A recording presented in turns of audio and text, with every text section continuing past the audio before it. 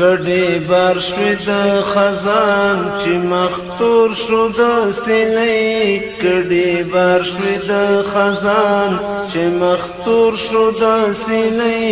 بیا به وایي بلبلان ترانې د ازادۍ بیا به وایي بلبلان ترانې د ازادۍ د صحراو په لمن کې براوتي وي غاټول د لالا د زړګي داغوي د شهید در سمبول دا چنار د شمل سوري ماشومان به مې راټول د هر ځای په سر خیال به مې پروت د بریخول د سندلو او سنبلو به مې جوړ د مینې شپول د سندلو او سنبلو به مې جوړ د مینې شپول وی دنیا د رنګینو ګلابونه په خندا ناڅوي بسرې غوټۍ د سپرلي سړه هوا ناڅوي بسرې غوټۍ د سپرلي سړه هوا په سیندونو کې وي شور او پړکېږي به برېښنا خوشبو کړي وي وږمو د هېواد ټوله فضا زرغونې وي کروندې تنکۍ څانګې هر خوا په شیبو شیبو باران او وړه وړه ګلۍ په شیبو شیبو باران او وړه وړه ګلۍ کډې بار شوې د خزان چې مختور شو د سیلۍ کډې بار شوې د خزان چې مختور شو د سیلۍ بیا به وایي بلبلان ترانې د ازادۍ بیا به وایي بلبلان ترانې د ازادۍ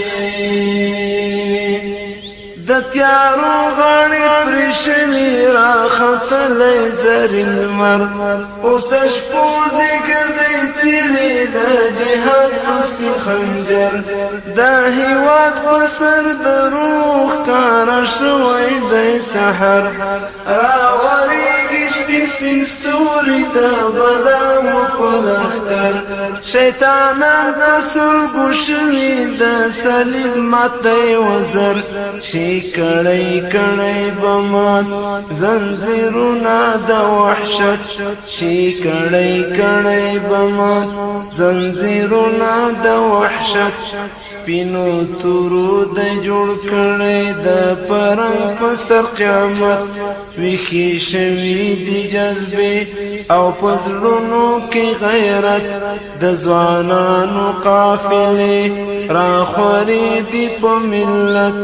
فرشتي دي ماتوي د کفر یرغل قوت شي سپیدې لکه نیزې او وهي به ترږمۍ شي سپیدې لکه نیزې او وهي به ترږمۍ کډې بار شوې د خزان چې مختور شو د سیلۍ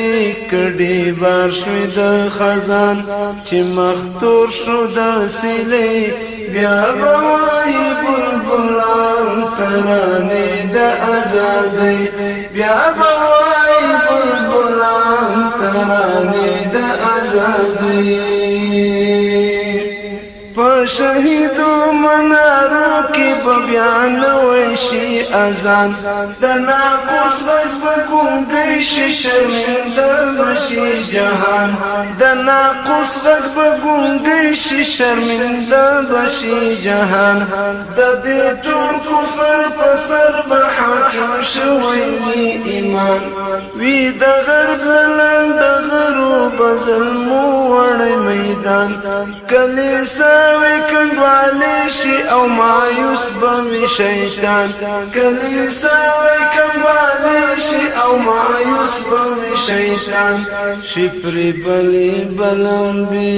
کاڼې بوټي به شي اور شي کمین کمین دری شي بیمات د شغل زور د ښکلا او پاک حرم شي دیوان پکې مختور چې غربي دیموکراسي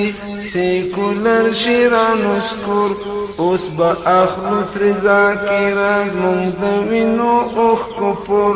چې د سپین غولي ته راوړو مروره خپلواکۍ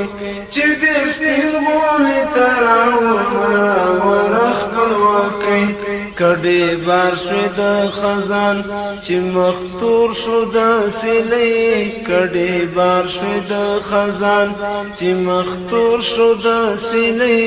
بیا به وایي بلبلان ترانې د ازادۍ